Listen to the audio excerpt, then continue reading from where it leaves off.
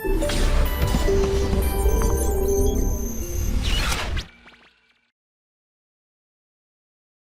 this is session for bearing, and here in this session we are going to cover sliding contact bearing. In tomorrow's live session we'll conduct rolling contact bearing. Bearing finish, आपका machine design finish. एक जगह mention है gear तो फिर जो है ना कभी भी जो है ना मैं गियर का भी डिजाइन कर दूंगा। Lewis beam equation most important for gear design. कोई कॉन्सेप्ट एडिशनल नहीं लगेंगे, फंडामेंटल ऑफ मशीन डिजाइन ही इस्तेमाल होगा, तो वो कभी कर देंगे। बट ये सेशन और कल के सेशन के बाद मशीन डिजाइन को हम कंप्लीट कर देंगे। देन जो है ना फार्म मशीनरी का जो रेगुलर टॉपिक्स है तो हम डिफिकल्ट वाले से पहले कवर करते हैं। Dynamics of soil tillage, then will cover mould board plough, disc plough and disc harrow. ये बहुत डिफिकल्ट पार्ट है और ये डिफिकल्ट को जितना जल्दी कर लेंगे ना अच्छा रहेगा। प्रैक्टिस के लिए टाइम मिलेगा, मल्टीपल टाइम्स रिवीजन होगा, रिलैक्स्ड मोड में कवर किया जाएगा। तो रिलैक्स इसीलिए जो है ना मैं मोस्ट ऑफ द टाइम जब भी सेशन स्टार्ट करता हूँ तो एफएमपी से स्टार्ट करता हूँ, because FMP is most difficult part of our agriculture GATE engineering.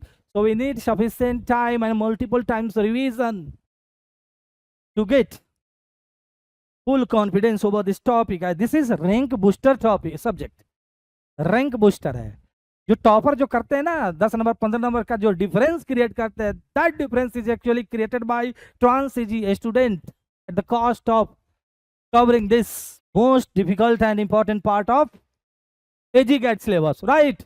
So guys, here in this session we are going to cover sliding contact bearing, right? Bearing से पहले हम lubrication को देखते हैं। लुब्रिकेशन क्या है? Lubrication is the science of reducing friction by application of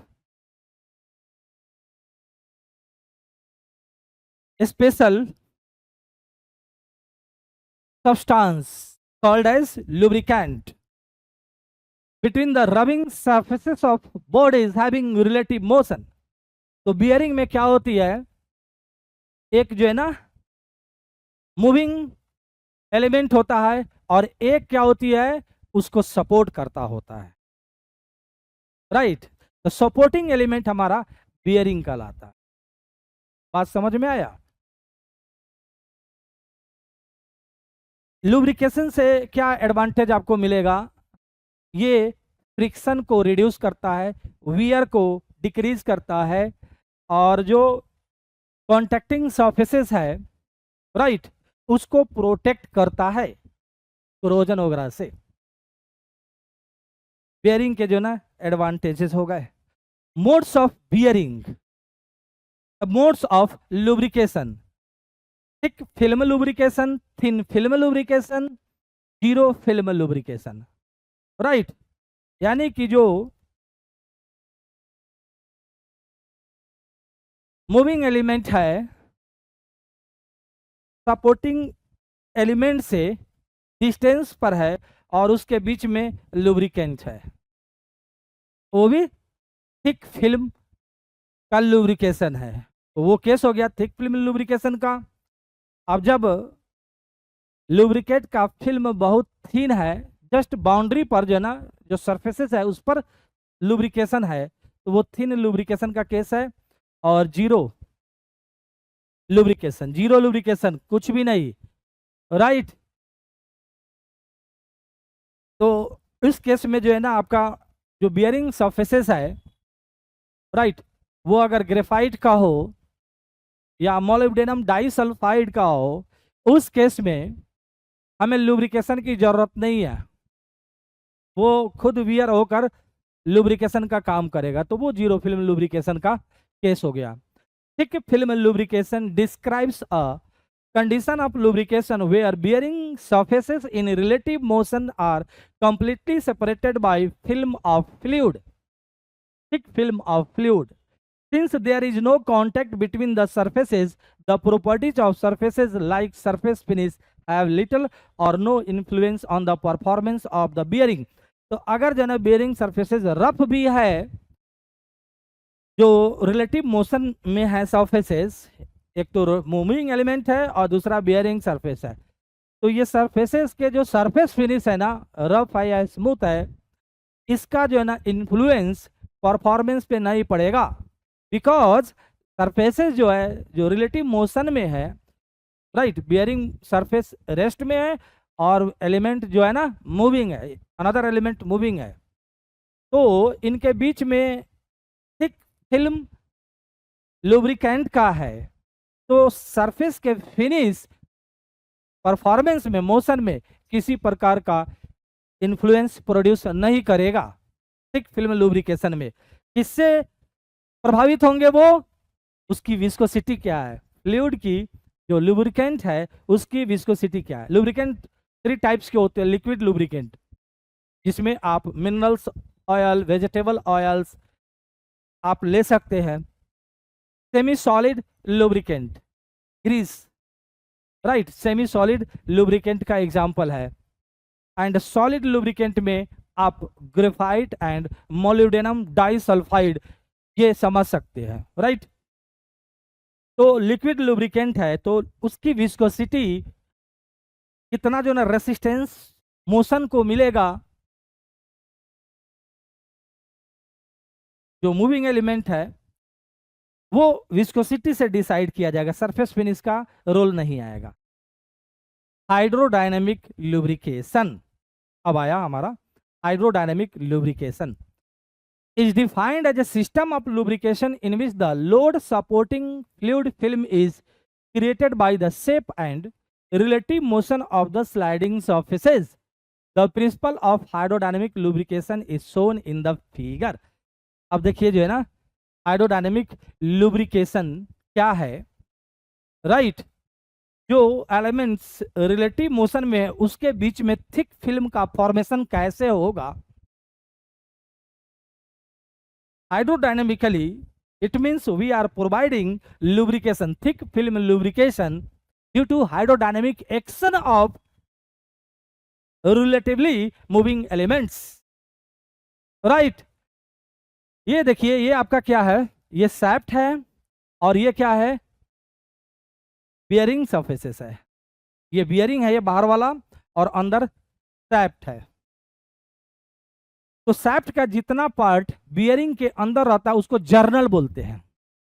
shaft एक circular cross section की मशीन एलिमेंट है, तो सैफ्ट का जितना पार्ट बियरिंग के अंदर रहेगा, जैसे ये बियरिंग का लेंथ है, सर्कुलर टाइप का बियरिंग है, देखे होंगे आप, बियरिंग देखे होंगे, राइट, सर्कुलर है, तो इसमें जितना सैफ्ट का लेंथ घुसा हुआ है that is called journal only. तो सैफ्ट जो है ना इस बियरिंग के अंदर है, इसको बोलते हैं जर्नल बियरिंग, राइट। इसके अंदर जो है ना लुब्रिकेंट फील्ड है। फर्स्ट केस में जर्नल इज एट रेस्ट, यहां पर n की वैल्यू जो है ना 0 है, n is 0, here n is low, here n is high operating speed. बात समझ में आया। जब n 0 है तो ये बियरिंग पर लोड जो है ना एक्ट हो रही, जर्नल पर लोड एक्ट हो रही है, राइट, जर्नल पर जो है ना लोड जो एक्ट हो रही है वो W है। तो due to W load on the journal, right, journal touches bearing surface at this point, तो यहां से रिएक्शन डेवलप होगा, ये रिएक्शन इस W के इक्वल है एंड जर्नल रेस्ट में, इसमें लुब्रिकेंट फील्ड है।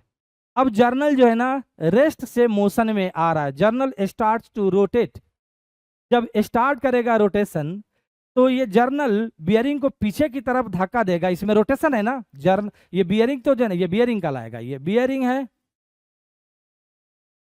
जो रोटेटिंग एलिमेंट को सपोर्ट कर रहा है, and this is shaft called journal.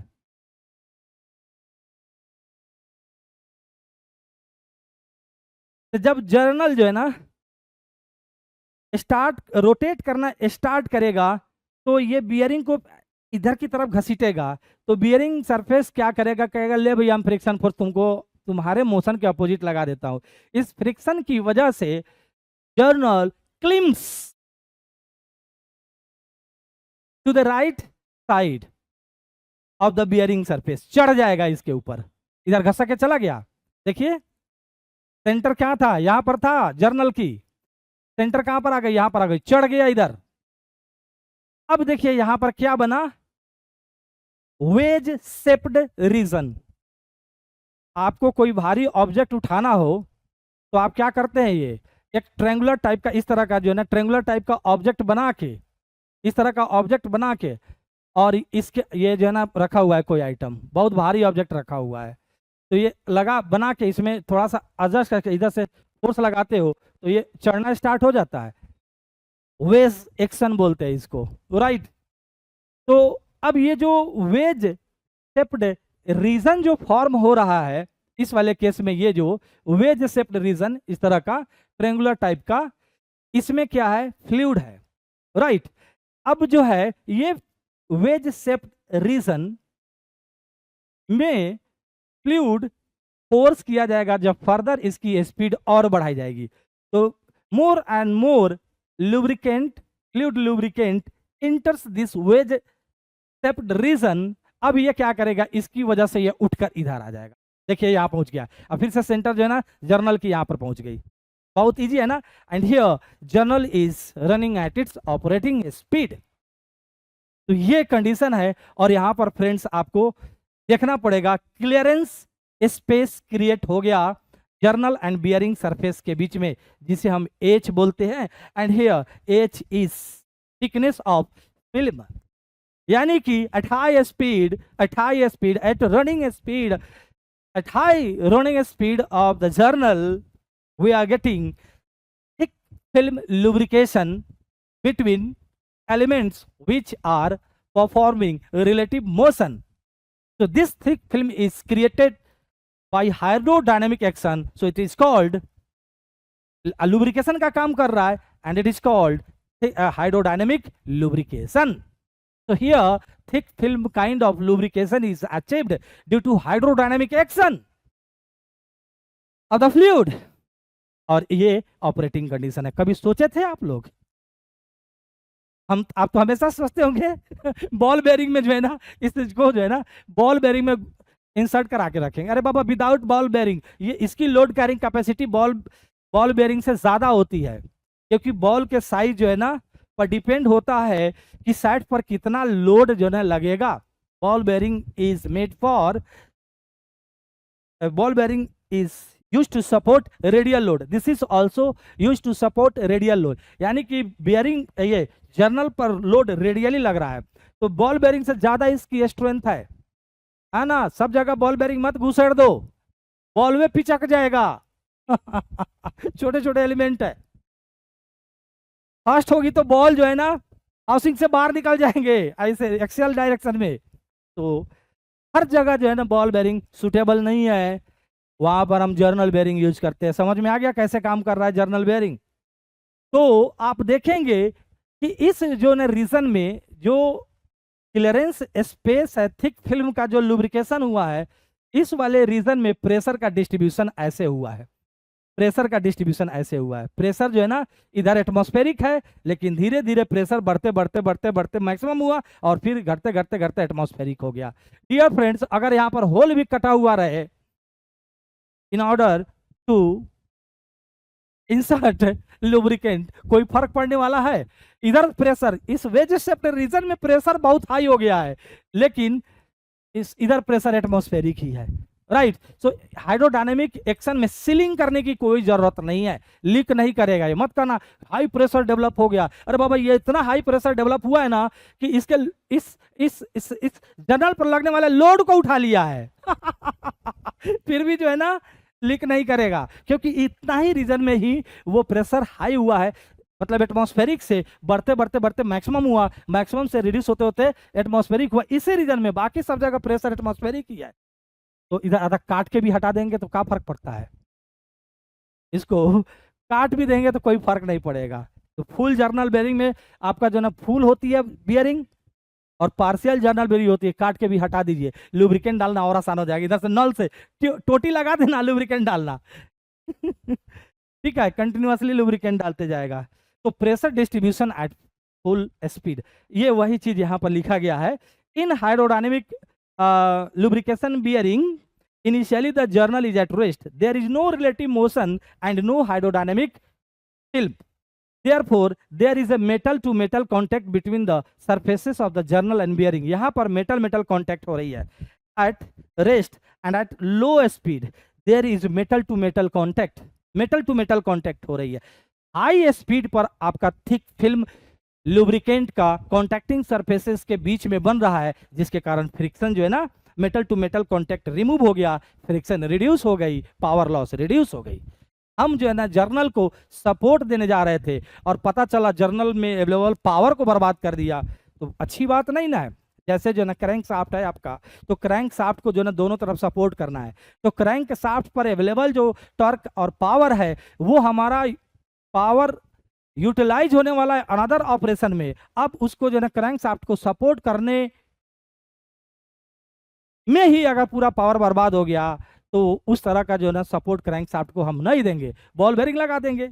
But हमारे पास जो है ना इस तरह का जो है ना हाइड्रोडायनेमिक एक्शन अचीव हो जाता है, जिसमें इनिशियली तो मेटल टू मेटल कांटेक्ट है, at the starting metal to metal contact, लेकिन जब रनिंग कंडीशन में हो जाएगा मेटल टू मेटल कांटेक्ट जो है ना रिमूव हो जाएगी, फ्रिक्शन रिमूव हो जाएगी, because thick film is created between clearance space of relatively moving machine elements. आप लोग सोच रहे हैं sir this is included in our syllabus recently, but how you have covered these all things like this? तो मेरे बारे में सोचो मत, मेरे से पढ़ो ज्यादा, सोचोगे फंस जाओगे, ठीक है। मैं जो है ना पता नहीं कितने इंजीनियरिंग में जो है ना महारथी हासिल किया हो। I know mechanical engineering, civil engineering, agriculture engineering, food processing engineering, उसको भी पढ़ाया था, अभी लाइव में बंद किया हूँ, चलता था उसका भी इंजीनियरिंग साइंस का, उसको भी पढ़ाता था, 3 साल उसको भी पढ़ाया हूँ, उसमें भी काफ़ी रिजल्ट देता था। ज़्यादा वहाँ पर बच्चे जाते थे निफ्टेम में, तो वहाँ 10-15 निफ्टेम में भी भेज देता था मैं, ठीक है। तो ये सब चीज़ जो है ना, वो क्या होता है ना, दिमाग को जो है ना आपको शार्प बनानी पड़ती है, कलेक्ट इन्फॉर्मेशन, आपको इन्फॉर्मेशन कलेक्ट, नई चीज़ भी आपको पुराना दिखने लगेगा, अब दिमाग सही रहेगा तब, उसको मेहनत करा के रखो, है कि नहीं। As the journal starts to rotate, it takes some time for the hydrodynamic film to build sufficient pressure in the clearance space. During this period, there is a partial metal to metal contact and a partial lubricant film. This is thin film lubrication. शुरुआत में जो है ना, जो लो speed पर thin film बन रहा है कॉन्टैक्टिंग सरफेसेस के बीच में, जो रिलेटिव मोशन कर रहा है लो स्पीड पर, राइट। लेकिन स्पीड जब इंक्रीज करेगा तो more and more lubricant is force into the wedge shaped clearance space and sufficient pressure is built up separating the surfaces of the journal and bearing. This is thick film lubrication. Therefore, there is a transition from thin film lubrication to thick film lubrication as speed increases.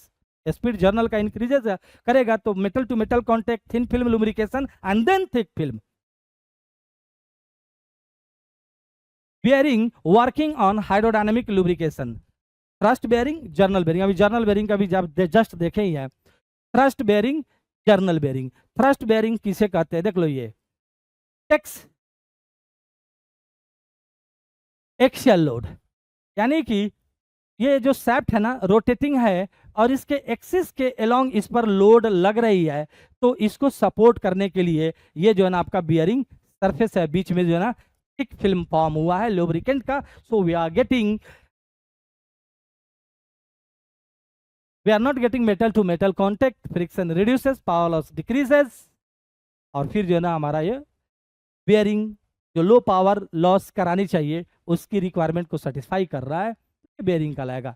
इसको बोलते हैं हम लोग foot step bearing और simply step bearing. इस वाले में देखिएगा तो यहाँ पर कॉलर लगी हुई है इस सैफ्ट में, ये सैफ्ट का जो है ना कॉलर इंटीग्रल पार्ट है, ये सैफ्ट है और इसमें कॉलर जो है ना सर्कुलर कॉलर लगी हुई है। तो collar is integral part of the shaft, integral part है। और इसको जो देख लो, इसमें इस पर जो है सपोर्ट दे दिया गया, बीच में फ्लूइड है, इधर कुछ सपोर्ट नहीं है। तो this is called collar bearing.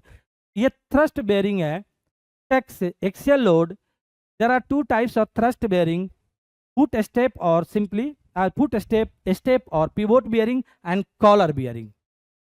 In foot step और step bearing, end of the shaft is in contact with bearing surface. ये बियरिंग सरफेस है और शाफ्ट का जो ना एंड है वो जो है ना इसके कांटेक्ट में है, right. In collar bearing, a collar integral with shaft is in contact with the bearing surface. ये जो है ना कॉलर इस बियरिंग सरफेस के कांटेक्ट में है, बीच में थिक फिल्म फॉर्म हो रही है। सो ये जो है ना आपका थ्रस्ट बेयरिंग हाइड्रोडायनेमिक बेयरिंग का, हाइड्रोडायनेमिक जो लुब्रिकेटेड बियरिंग है उसका एग्जाम्पल है, क्योंकि यहाँ पर initially at low speed metal to metal contact, high speed पर जो है ना थिक फिल्म फॉर्म होंगे। Journal bearing support the load in radial direction. तो ये क्या हो गया, ये जर्नल है, the part of the shaft inside the bearing is called journal. ये शाफ्ट ही कहो या जर्नल कहो, राइट। तो इस पर लोड रेडियल लग रही है, इसको सपोर्ट करता हुआ ये आपका बेयरिंग है, राइट। ये फुल जर्नल बेयरिंग है और ये क्या है, पार्शियल जर्नल बेयरिंग।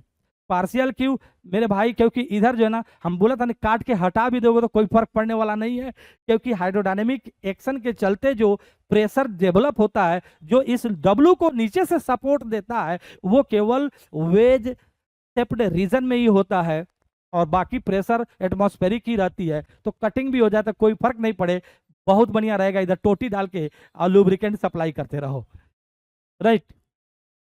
आइए जो है ना हम थ्रस्ट बेयरिंग को पढ़ते हैं।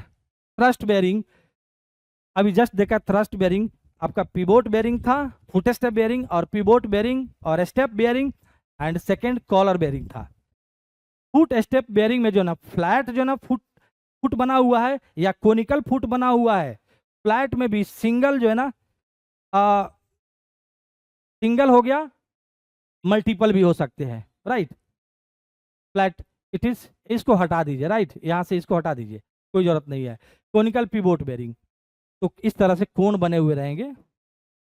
कॉलर बेयरिंग में flat collar bearing, collar bearing, conical collar bearing. Flat जो है ना single flat collar bearing, multiple flat collar bearing, सब दिखेगा इधर। आइए, तो ये जो है ना फ्लैट पिवोट बेयरिंग हो गया and this is conical pivot bearing, right. Shaft का एंड जो है ना बेयरिंग सरफेस के कांटेक्ट में है, दोनों केस में एंड यहां पर फ्लैट है, एंड यहां पर कोण है। तो ये एग्जाम्पल है किसका, फुट स्टेप बेयरिंग का कहिए, स्टेप बेयरिंग का कहिए, या पिवोट बेयरिंग का एग्जाम्पल है।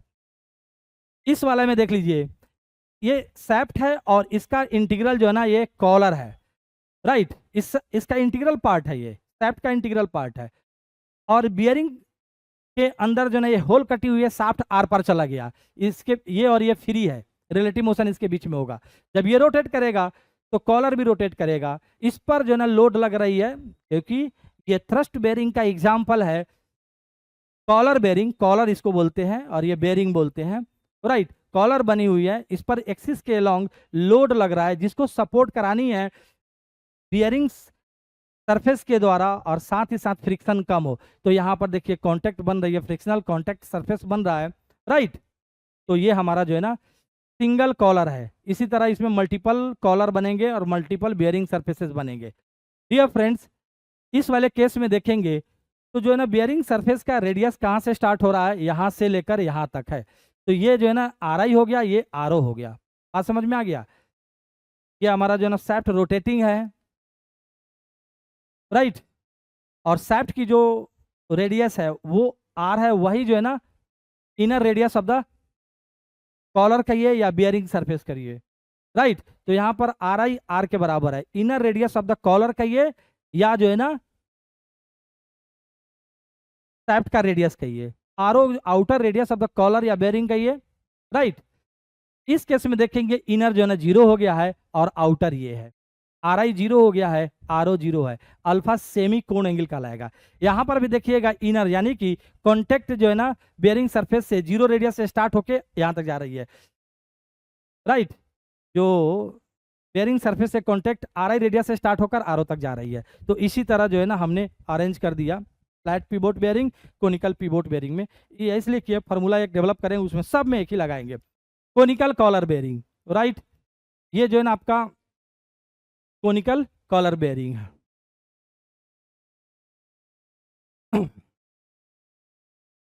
तो जो है ना एक इसमें जो है ना रेस्ट कर दीजिए, इसी को रेस्ट सपोज कर लीजिए, और ये जो है ना कोनिकल कॉलर बने हुए हैं, इसके बीच में जो है ना यहाँ पर आएगी कांटेक्ट, इधर से लोड लगी हुई है, इधर से लोड दे दीजिए, रोटेटिंग है और सपोर्ट होगा।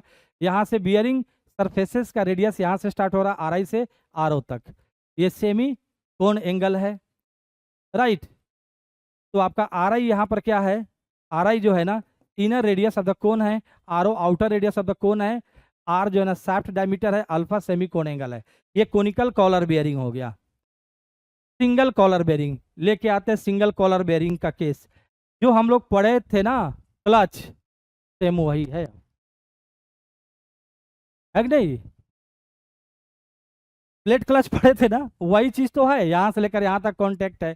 तो यहाँ पर हम लोग को ज्यादा समय बर्बाद नहीं करना है, क्योंकि हम क्लच के बारे में जानते हैं, बहुत जल्दी से कवर करेंगे। इधर से डब्ल्यू लोड लग रहा है, बियरिंग सरफेस के द्वारा सपोर्ट किया जाएगा, राइट। हम आर रेडियस पर जो है ना एक सर्किल कंसीडर किए, फिर R plus D R radius पर अनदर सर्किल कंसीडर किए। ये जो है ना आपका एलिमेंटल जो है ना स्ट्रिप बना हुआ है, इसके द्वारा सपोर्ट किया हुआ लोड डी डब्ल्यू है, डी डब्ल्यू है, राइट। यहाँ पर प्रेशर डेवलप किया हुआ जो है ना वो पी है आर रेडियस पर, राइट।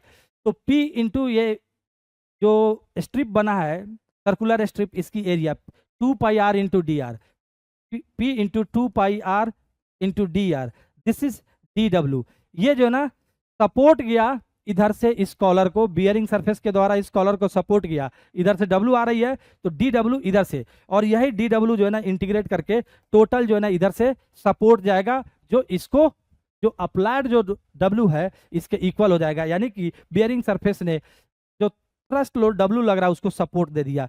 इसको आर आई से लेकर आर ओ तक जो है ना इंटीग्रेट कर दीजिए, right. Dear friends, D W जो है ना कितने डिस्टेंस पर लग रही है, डी डब्ल्यू, तो म्यू इंटू डी डब्ल्यू क्या हो जाएगा, म्यू इंटू डी डब्ल्यू, ये आपके जो है ना फ्रिक्शनल फोर्स हो जाएगी आर रेडियस पर। तो ये क्या निकल गया, फ्रिक्शनल डिफरेंशियल फ्रिक्शनल टॉर्क इस स्ट्रिप पर लगा।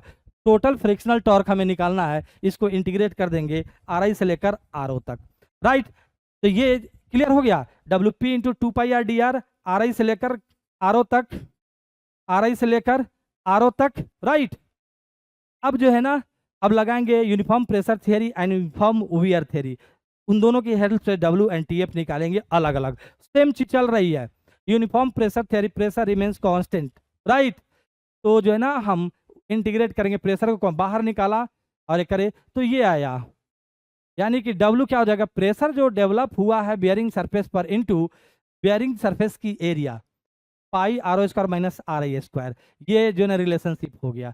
पी की वैल्यू कितनी हो गई, प्रेशर कितना होगा, टोटल डब्ल्यू लोड जो है ना कितने एरिया पर लग रहा है uniformly, R O square minus are I square. पता यूनिफॉर्म प्रेशर थियरी के चलते प्रेशर कितना डेवलप होगा वो पता चल गया। For the safe design of the bearing, जो प्रेशर है less than equal to permissible pressure से कम होना चाहिए, राइट, मतलब less than equal to permissible pressure. तो ये आ गया डब्ल्यू मैक्स। ये डब्ल्यू मैक्स यहाँ पर क्या दिया, P permissible pi R O square minus are I square, load carrying capacity of bearing surfaces. यानी बियरिंग सरफेस पर इससे ज्यादा थ्रस्ट लोड नहीं लगना चाहिए। Maximum thrust load carrying capacity of the single collar bearing. Bearing surfaces टूट जाएंगे या कॉलर टूट सकता है, तो ये आपका याद रहेगा। कुछ याद करना ही थोड़ी है, सब तो याद ही है पहले से, क्लच पढ़े ना, इतना डिटेल सब याद है।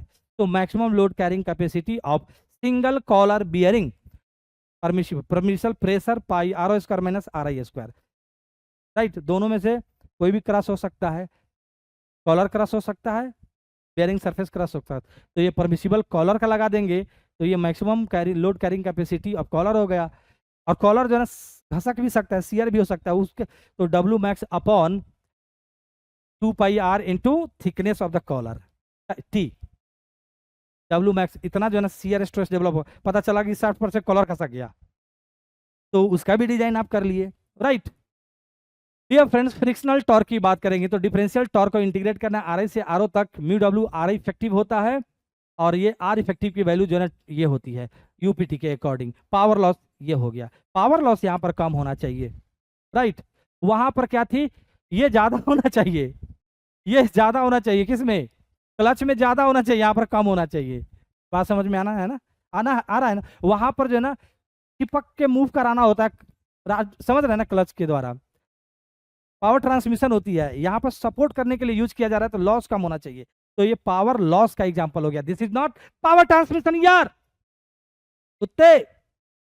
Uniform wear theory, UWT, PR constant होती है, फिर से वो डब्ल्यू का डिफरेंशियल वाला जो इक्वेशन था उसको इंटीग्रेट करना है, पीआर को बाहर लेके आओ, सारा कचरा कहानी आप जानते हो। पीआर को हमने बाहर लेके आया, 2 पाई को भी लेके आया, इंटीग्रेशन की जा रही है 2 pi p r r O minus are I, right, p डब्ल्यू upon 2 pi r r O minus are i. तो मैक्सिमम प्रेशर कहां पर होगी, इनर रेडियस पर, इनर रेडियस पर होगी, बियरिंग सरफेस के इनर रेडियस पर मैक्सिमम प्रेशर होगी, कितना, डब्ल्यू upon 2 pi are I R O minus are i. इसकी वैल्यू क्या होना चाहिए, परमिसिबल से कम होना चाहिए। तो यहां से मैक्सिमम जो है ना आपका लोड कैरिंग कैपेसिटी कैलकुलेट हो गया एज पर U W T, p permissible 2 pi are I R O minus are i. वहां पर क्या था, pi R O square minus are I square, लेकिन यहां पर 2 pi are I R O minus are i. Frictional torque निकालेंगे, again we are getting same expression of the frictional torque, mu W R effective as पर U W T, are effective are o plus are I by 2, power loss frictional torque into omega, omega angular speed of shaft, conical collar bearing, ये भी पढ़ा हुआ है, ठीक है। तो simple सी बात है बाबा, ये सब कुछ जो है ना एनालिसिस हम लोग को किया गया है, आप जाकर जो है ना देख लीजिएगा क्लच में, समय जो है ना बर्बाद नहीं करने का, समय बहुत कीमती है। तो यूनिफॉर्म प्रेशर थियरी के अकॉर्डिंग डब्ल्यू का एक्सप्रेशन में कोई चेंज नहीं हुआ, एंड डब्ल्यू पी इंटू वही है, लेकिन फ्रिक्शनल टॉर्क एक्सप्रेशन में चेंज हो गया, 1 अपॉन साइन अल्फा हो गई, where alpha is the semi cone angle, mu W R effective as पर यूपीटी, यूपीटी के अकॉर्डिंग आर इफेक्टिव इतनी होती है, यानी 1 अपॉन साइन अल्फा जो फ्लैट कॉलर बेरिंग था उससे एडिशनल यहां पर लग गई है कोनिकल में, 1 upon sine alpha friction torque में, लेकिन डब्ल्यू के एक्सप्रेशन में कोई चेंज नहीं। यू डब्ल्यू टी के अकॉर्डिंग आप देखोगे तो यहां पर भी जो है ना आपका पी मैक्स जो होगा W upon 2 pi are I, 2 pi are I R O minus are I, right, ये भी सेम है, केवल जो है ना फ्रिक्शनल टॉर्क में जो है ना 1 अपॉन साइन अल्फा मल्टीप्लाई हो जाएगा, कोई चीज नहीं, डिफरेंस नहीं है, केवल फ्रिक्शनल टॉर्क में 1 अपॉन साइन अल्फा मल्टीप्लाई हो जाएगा in case of conical collar bearing. अच्छा, फिर से लेके आते हैं फ्लैट पिवोट बेरिंग में, सेम फार्मूला को आप अप्लाई कर सकते हैं। तो जो है ना आर आई की वैल्यू 0 है, आर ओ की वैल्यू जो है ना ये शाफ्ट की जो रेडियस है वो है। डियर फ्रेंड्स, एज पर UPT effective radius 2/3 R O, ये तो आर ओ क्यू माइनस, ये तो जानते हैं, इसमें जो है ना आर आई 0 पुट करेंगे 2/3 आर ओ आ जाएगा, एज पर U W T are effective are O by 2, right. आप देखोगे जो है ना ये आपको 0.66 आर ओ है, and this is 0.5550 r o, right. तो इफेक्टिव रेडियस एज पर UPT is greater than effective radius as per UWT, तो पावर जो है ना लॉस होती है म्यू डब्ल्यू आर इफेक्टिव, तो पावर लॉस जो होगा फ्रिक्शनल टॉर्क होती है म्यू डब्ल्यू आर इफेक्टिव, तो फ्रिक्शनल टॉर्क एज पर UPT is greater than frictional torque as per UWT. Power loss as per UPT is greater than power loss as per UWT. So here UPT is worst design criterion. UPT. तो कुछ भी mention ना हो तो हम यहाँ पर bearing के केस में कौन लगाएंगे, UPT। सिंगल कॉलर बेरिंग में प्रॉब्लम में कौन सा थियरी लगाना है, सिंगल कॉलर बेरिंग के लिए या मल्टीपल कॉलर बेरिंग के लिए, नहीं कुछ दिया है तो हम वर्स्ट लगाते हैं। वर्स्ट हमारा कौन है, जो ज्यादा पावर लॉस कराने वाला है, राइट। तो वर्स्ट हमारा जो है ना यूपीटी डिजाइन है, यूनिफॉर्म प्रेशर थियरी, तो हम यूपीटी लगाते हैं। लेकिन क्लच में कौन लगाते हैं, पावर ट्रांसमिशन कैपेसिटी यूडब्ल्यूटी की ज्यादा होती है, तो इसलिए यूडब्ल्यूटी लगाते हैं, राइट। नया है कि पुराना हम ये नहीं जानते हैं, तो हम वर्स्ट वाला लगाते हैं, वर्स्ट हमारा UWT, तो वहां पर UWT लगाते थे, यहाँ पर UPT लगाते, बस इतना काफी है। Multi collar bearing, single collar bearing में जो है ना as per UPT load carrying capacity कितनी है, P परमिसिबल पाई RO square minus RI square. अगर लोड और थ्रस्ट लोड और मैं बढ़ाऊं तो मटेरियल की प्रॉपर्टी तो चेंज थोड़ी ना हो जा रही है लोड बढ़ाने से, हमें क्या करना पड़ेगा। और RI क्या है, शाफ्ट की रेडियस है ना। सिंगल कॉलर बेरिंग में RI क्या है भाई, फ्रिक्शन कहाँ से स्टार्ट हो रही है, बेरिंग सरफेस कहाँ से स्टार्ट हो रही है, जैसे ही हमारा शाफ्ट फिनिश हुआ वहां से स्टार्ट हो रही है। तो जो है ना हमारा RO को बढ़ाना पड़ेगा in order to increase axial load carrying capacity, thrust load carrying capacity. यहां पर जो है ना परमिसिबल मटेरियल की स्ट्रेंथ तो चेंज करेंगे नहीं, क्या बढ़ाना पड़ेगा, बाहर की रेडियस बढ़ानी पड़ेगी, बेयरिंग सरफेस की आउटर रेडियस को इंक्रीज करना पड़ेगा।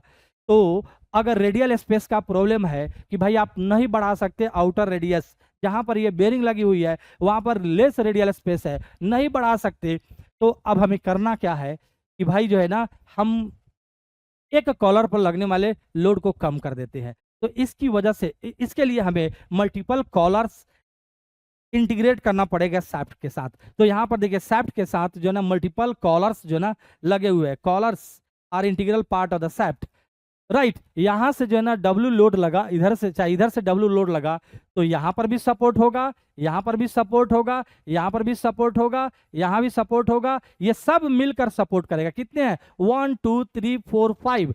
तो एक कॉलर पर लोड कितनी आएगी, जो टोटल लोड है upon number of collars, right.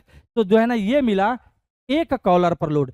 तो मल्टीपल कॉलर बेरिंग से हम क्या करते हैं, एक कॉलर पर लगने वाले लोड को ही कम कर लेते हैं, राइट। एक कॉलर पर लगने वाला लोड हमारा अगर कम हो गया तो फिर जो है ना हमें आउटर रेडियस बढ़ाने की जरूरत भी नहीं हुई, और W अमाउंट ऑफ जो है ना थ्रस्ट लोड हम बियर करा लिए। बात समझ में आ गया फ्रेंड्स।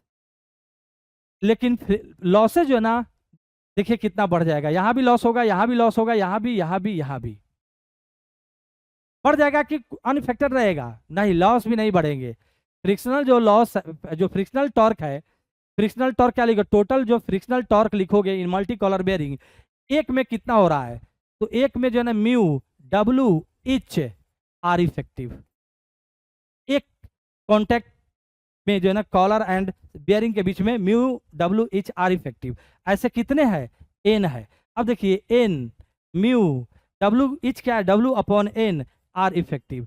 तो यहां से जो है ना हमारा क्या हो गया, फ्रिक्शनल जो टॉर्क है सेम है, तो फ्रिक्शनल पावर लॉस जो होगी, पावर लॉस जो है ना अनइफेक्टेड रहा। यानी multi collar bearing and single collar bearing दोनों W लोड एक्सपीरियंस कर रहा है, इनर और आउटर दोनों का सेम है, तो जो है ना पावर लॉस दोनों में सेम होगा। लेकिन मल्टी कॉलर बेयरिंग में load carrying capacity, thrust load carrying capacity ज्यादा हो जाएगी, क्योंकि अब एक कॉलर पर लगने वाला लोड इतना रिड्यूस हो गया, जो अगर UPT के according P permissible RO square minus RI square हो जाएगा, और UWT के अकॉर्डिंग P परमिसिबल 2 पाई RI RO माइनस RI होगा। यानी कि अगर मैं बात करूं तो छोटा multi collar bearing,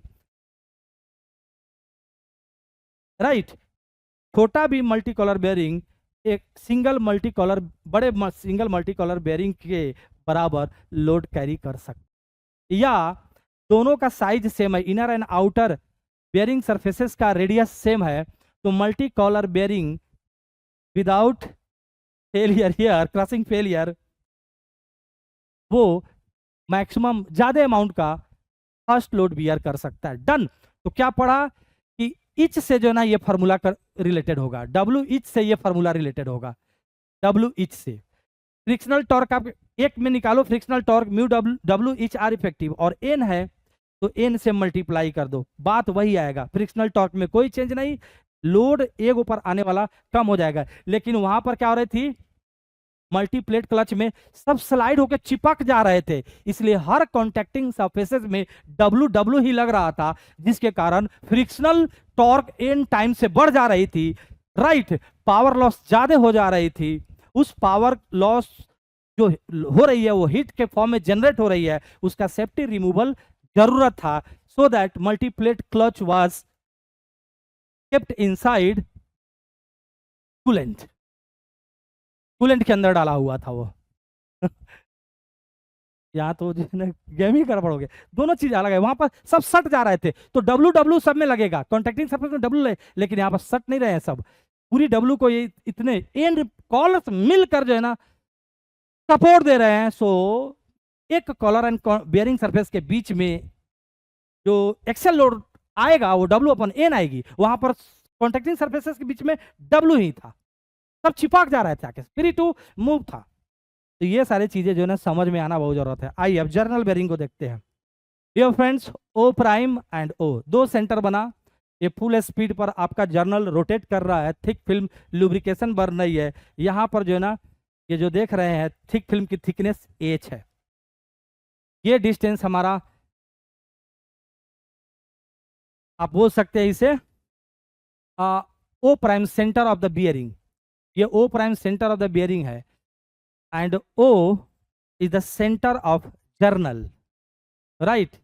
D prime diameter of bearing, यानी यहां से लेकर यहां तक का डिस्टेंस डी प्राइम, यहां से लेकर यहां तक का distance D diameter of journal. बात समझ में आया? तो डायमेट्रल क्लियरेंस, डायमीटर में कितना क्लियरेंस हुआ, डायमीटर डायमीटर के बीच में डिफरेंस कितना हुआ, diameter of bearing minus diameter of journal, right. Radial का क्लियरेंस कितना, रेडियल क्लियरेंस कितना, रेडियस में कितना क्लियरेंस हुआ, ये रेडियस जो है ना किसका है, बियरिंग का, और ये रेडियस क्या है, जर्नल का। तो रेडियस में डिफरेंस कितना का हुआ, डी प्राइम बाई 2, रेडियस में डी बाई 2, राइट। इसको बोलते हैं रेडियल क्लियरेंस, इसको बोलते हैं डायमेट्रल क्लियरेंस, यानी कि radial clearance is diametral clearance by 2 हो गया। इसेंट्रिसिटी डिफाइन करते हैं, इसेंट्रिसिटी इसको बोलते हैं, ठीक है। ये हमारा इसेंट्रिसिटी है, ये हमारा जो है ना रेडियस ऑफ जर्नल है, और ये है थिक फिल्म की, थिक फिल्म जो लुब्रिकेंट बना उसकी थिकनेस है।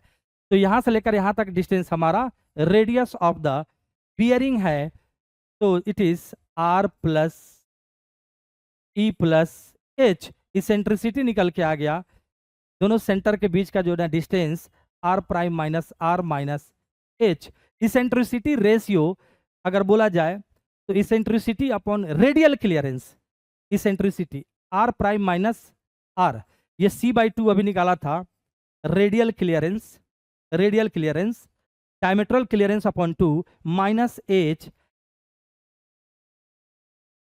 Eccentricity ratio, eccentricity ratio upon radial clearance C by 2, यानी eccentricity upon radial clearance is called eccentricity ratio.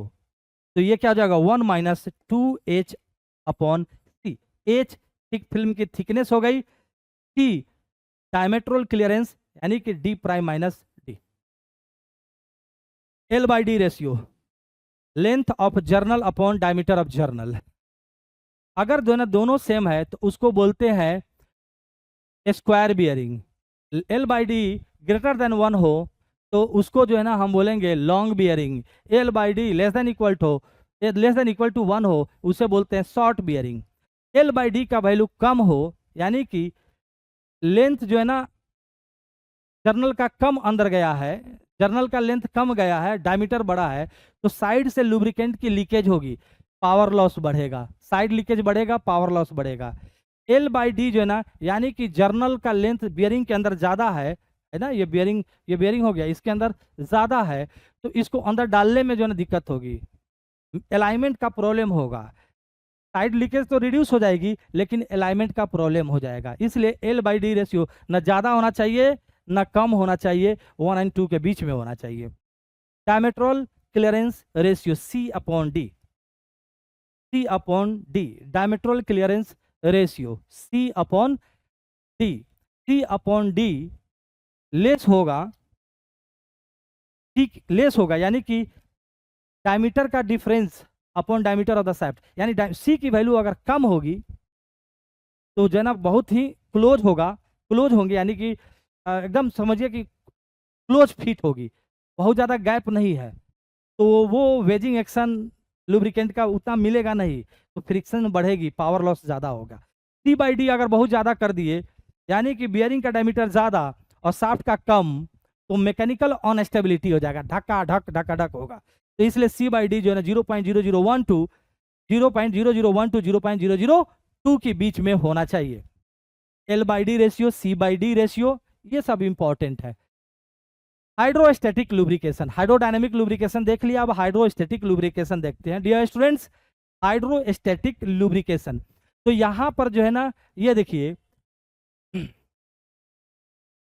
Journal rest पर है, तो चलिए ये कॉन्टेक्ट है, इधर जो है ना ये आपका लगा हुआ ये पाइप कनेक्शन पंप से दिया गया है, पंप से हाई प्रेशर पर लुब्रिकेंट को अंदर डालिए। अब ये लुब्रिकेंट क्या करेगा, ये जो है ना दोनों का सेंटर एक बना देगा, जर्नल का भी और बियरिंग का भी। ये बियरिंग है, बियरिंग सरफेसेस है, और ये हमारा जो है ना सैफ्ट और जर्नल भी इसे बोलते हैं, ये जर्नल है। तो दोनों का सेंटर एक बना दिया। हम इधर हाईली प्रेशराइज्ड फ्लूइड को पंप के द्वारा इसमें इंसर्ट कराया, जिसकी वजह से दोनों जो है ना कॉन्सेंट्रिक हो गए, जर्नल एंड बियरिंग, राइट। तो यहां पर भी जो है ना जर्नल एंड बियरिंग के बीच में थिक फिल्म बन रहा है, लेकिन ये थिक फिल्म एक्सटर्नली बनाया गया है, so it is called externally pressurised bearing, hydrostatic bearing.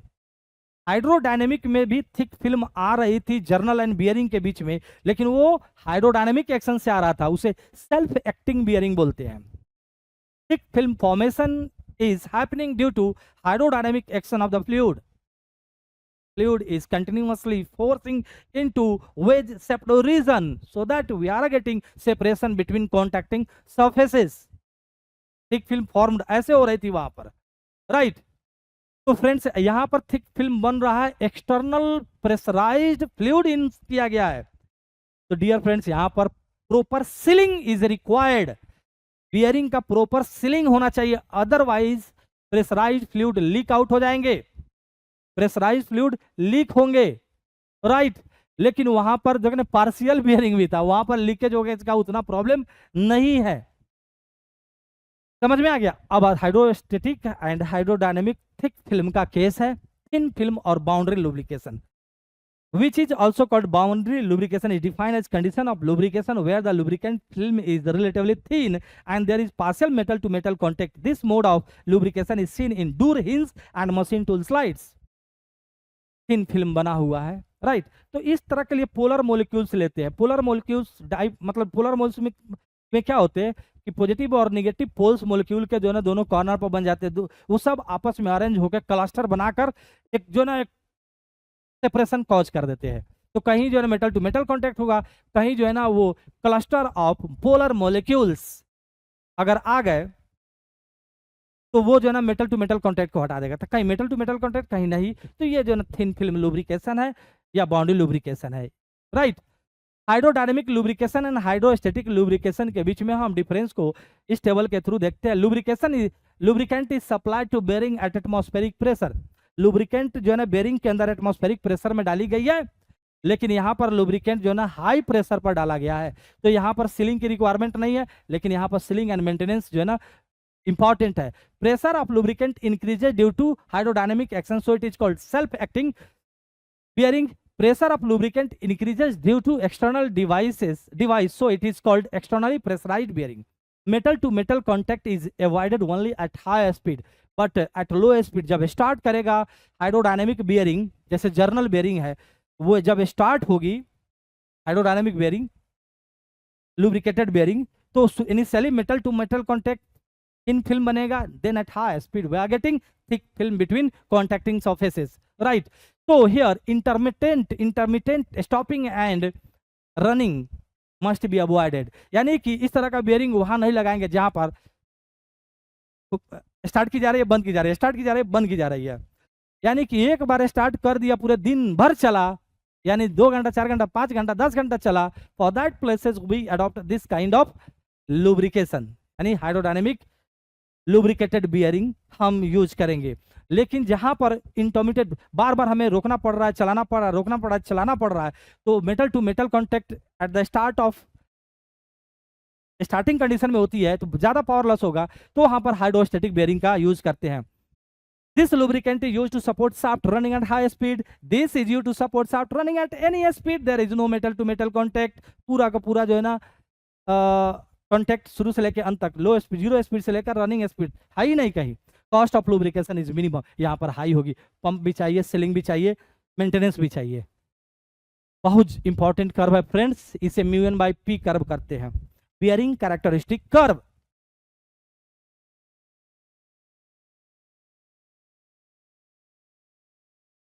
Bearing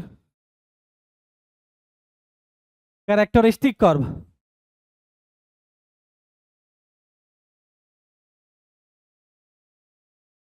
mu N, कहीं जेड एन बाई पी भी आप लोग देखेंगे, म्यू एन बाई पी। ये है जो ना एब्सोल्यूट विस्कोसिटी है, यूनिट पास्कल सेकेंड और केजी पर मीटर सेकेंड, या पास्कल क्या होती है, न्यूटन पर मीटर स्क्वायर, तो न्यूटन पर मीटर स्क्वायर इंटू ऊपर में सेकेंड, ये जो है ना एब्सोल्यूट विस्कोसिटी की यूनिट हो गई, एब्सोल्यूट विस्कोसिटी। तो केजी पर मीटर पर सेकेंड यूनिट या पास्कल सेकेंड। एन जो है ना आप रखिए आरपीएस में, और पी जो है ना न्यूटन पर मीटर, इसको पी बियरिंग प्रेशर है। डियर स्टूडेंट्स, ये जो है ना आपका बियरिंग जो है ना, ये आपका जो है ना जर्नल है, राइट, और ये जर्नल का इतना लेंथ और ये डायमीटर। तो नीचे से सपोर्ट, इधर से लोड आ रही है, सपोर्ट नीचे से दी जा रही है, इस वाले जो है ना बियरिंग सरफेस है, और ये हमारा, तो इस पर लोड W है, और इधर से जो है ना बियरिंग सरफेस के द्वारा सपोर्ट दी जा रही है। तो देखो सपोर्ट कितने एरिया में, प्रोजेक्टेड एरिया देख लो, ये डायमीटर ऑफ द, ये डायमीटर ऑफ, डायमीटर सपोर्ट देख लो, नीचे से सपोर्ट है, ऐसे ऐसे ऐसे ऐसे सपोर्ट होगी नीचे से शाफ्ट पर, ऐसे ऐसे ऐसे ऐसे एकदम। तो प्रोजेक्टेड एरिया क्या हो जाएगा, diameter of journal into length of journal और बियरिंग, दोनों का लेंथ सेम रहेंगे, राइट, एल इंटू डी। तो डियर स्टूडेंट्स, यार bearing pressure is equal to load कितनी आ रही है अपॉन एल इंटू डी। तो bearing pressure W upon L D, load, radial load upon projected area, right. तो ये जो बियरिंग कैरेक्टरिस्टिक नंबर जो डायमेंशनलेस है, वो कैसे डायमेंशनलेस बनेगा, इसको केजी पर मीटर पर सेकेंड में रखो, एन को आरपीएस में रखो, और इसको जो है ना न्यूटन पर मीटर स्क्वायर में रखो। We are getting dimensionless number and this is called bearing characteristic number. ये इंपॉर्टेंट है आपके लिए, म्यू एन अपॉन पी। ये कर्व देखिए, माइकी ब्रोदर दोनों भाई थे, उनके द्वारा ये डेवलप किया गया था, ये एक्सपेरिमेंटल कर्व है, राइट।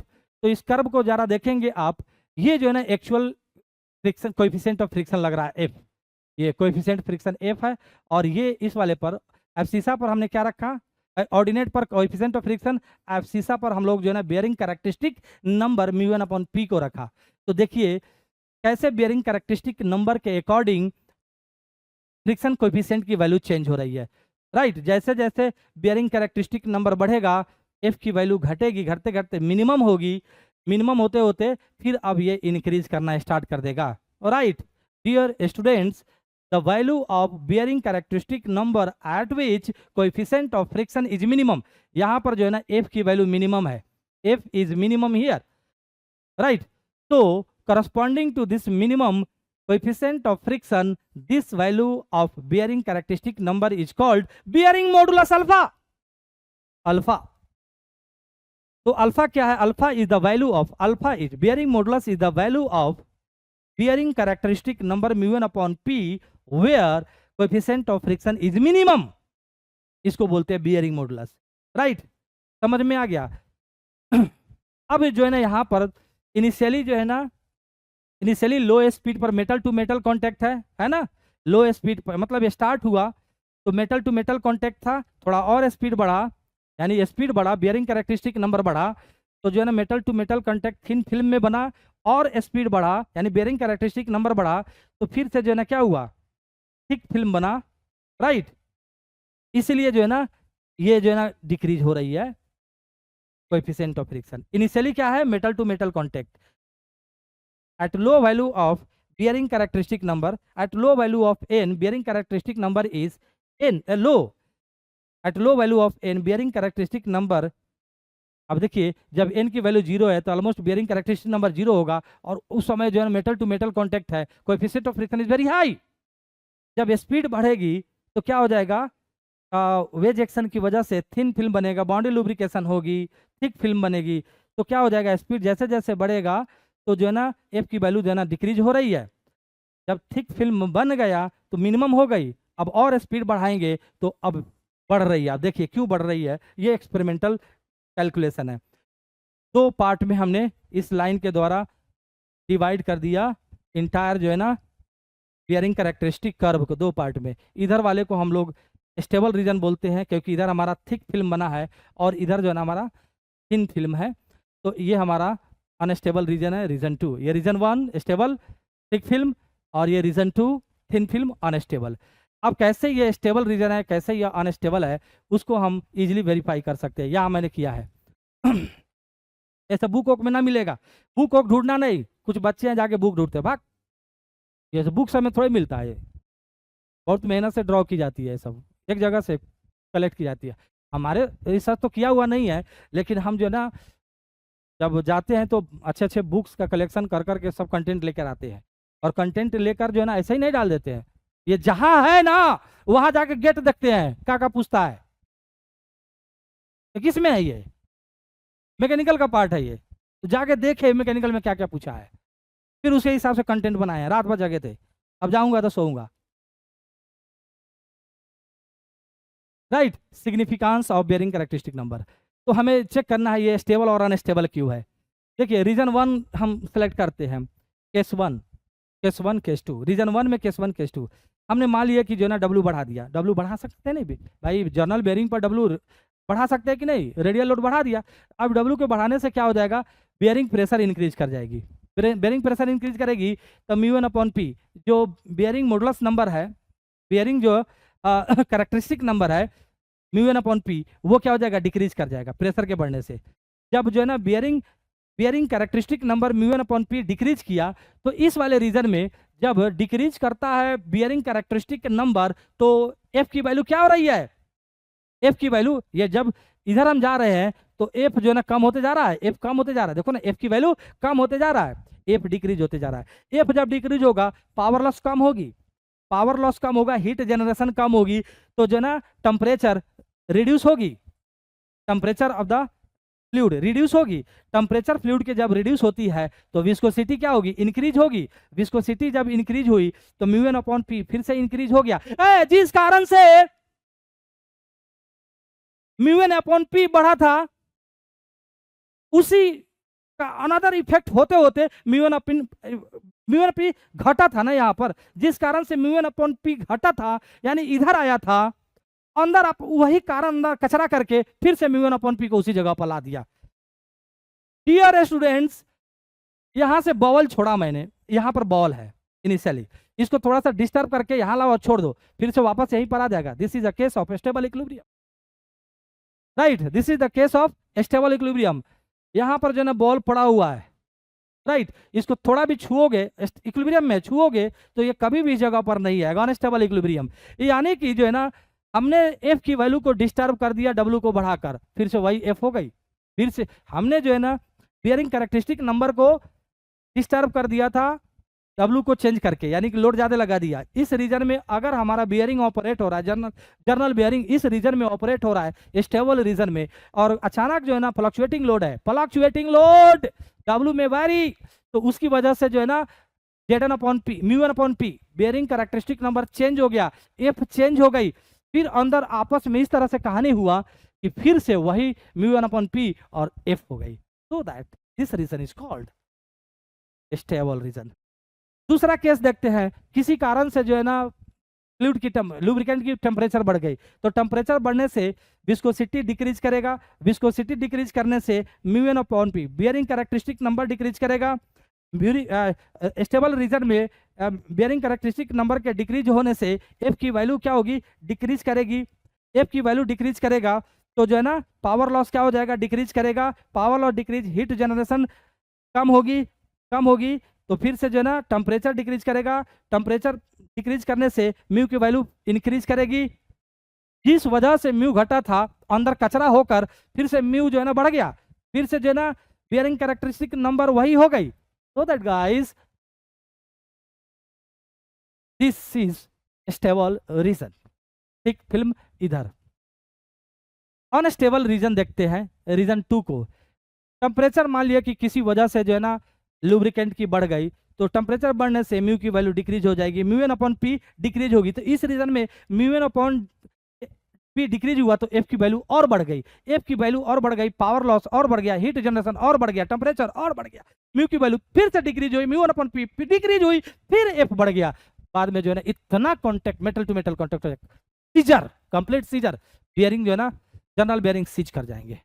तो इस वाला में नहीं हमें जनरल बियरिंग को ऑपरेट होने देना है। We have to adopt the value of bearing characteristic number so that we are getting thick film lubrication, stable region of working इसमें होना चाहिए। तो जितना इधर रहेंगे उतना ही सेफ है, क्योंकि गलती से भी कोई भी पैरामीटर चेंज हुआ और म्यू एन अपॉन पी की वैल्यू अगर इसमें घुस गया तो कभी भी वापस नहीं आएगा, वो म्यू एन अपॉन पी घटते जाएगा और एफ की वैल्यू बढ़ते जाएगा। हमने देख लिया रीजन 2 में, किसी भी रीजन से अगर म्यू एन अपॉन पी इस रीजन में चला गया और घट गया तो कंटिन्यूअसली एफ की वैल्यू इंक्रीज होती चली जाएगी। We are getting complete seizure of journal bearing. तो we allow to operate journal bearing in this region, और जितना इससे दूर रहेंगे उतना ही सेफ रहेगा, राइट। तो ऐसा बोला जा रहा है, ये इस वाला डिस्टेंस को अल्फा बोलते हैं, बियरिंग मॉडुलस, राइट। तो अगर जो है ना आपका लोड फ्लक्चुएटिंग टाइप का नहीं है, स्टेडी टाइप का लोड है, तो आपका जो है ना bearing characteristic number should be 3 times alpha, इससे बड़ा होना चाहिए, इससे इक्वल या बड़ा होना चाहिए। अगर फ्लक्चुएटिंग टाइप का लोड है तो जो है ना 15 अल्फा से बड़ा होना चाहिए bearing characteristic number mu N upon P. सब खत्म। मैकी इक्वेशन की हेल्प से कैसे आप कोएफिशिएंट ऑफ फ्रिक्शन कैलकुलेट कर सकते हैं, ये देखिए। इसीलिए मैंने डी बाई सी और एल बाई डी रेशियो को बताया था, सी बाई डी रेशियो पढ़ा था ना, diameter clearance ratio, C upon D और L upon D length diameter ratio, क्योंकि और बियरिंग कैरेक्टरिस्टिक नंबर। तो friends, friction coefficient in journal bearing depends upon bearing characteristic number mu n upon p, diametral clearance ratio c upon d and length diameter ratio l upon d। तो आप सोचेंगे sir उधर Kayla पढ़ाया था l by d c by d ratio, सब l by d जो है ना 1 और 2 के बीच में होना चाहिए, c by d 0.001 से 0.002 के बीच में होना चाहिए, उसका इफेक्ट क्या हो रहा था वो सब हमने दिखाया था। तो सब पर डिपेंड करता है f, bearing characteristic number mu N upon p, ये भी हमने देखा है। इन सब पर एफ डिपेंड करता है coefficient of friction. In general bearing depends upon bearing characteristic number, diameter clearance ratio, L and D ratio. तो ये मैकी इक्वेशन है, मैकी ब्रोदर जो एक्सपेरिमेंटल वो जो कर्व ड्रॉ किया था उसके बीच में जो है ना इन्होंने बेस्ट फिट कर्व बनाया, राइट। इंपेरिकल एनालिसिस से यह इंपेरिकल फार्मूला डेवलप किया है जिसमें F is 33 upon 10⁸ mu N upon P D by C plus K, right. तो here N is in RPM. जबकि बियरिंग कैरेक्टरिस्टिक नंबर निकालते हैं तो डायमेंशन लेस बनाना होता है ना, तो डायमेंशन लेस बनाने के लिए सबको एमकेएस में रखा, KG metre second, N RPS newton. So we are getting dimension less number, this is bearing characteristic number, उसके यूनिट ऐसे डालेंगे। लेकिन यहाँ पर जो पुट है वो बियरिंग कैरेक्टरिस्टिक नंबर वाला नहीं है, वो उसके यूनिट चेंज है, ये आरपीएम में है और ये मेगा पास्कल में है। Sommerfeld number mu N upon P D upon C whole square. ये समरफेल्ड नंबर क्या है कि same bearing combination, journal and bearing combination अलग अलग ऑपरेटिंग कंडीशन में हो, समरफेल्ड नंबर चेंज नहीं होता। कैसे?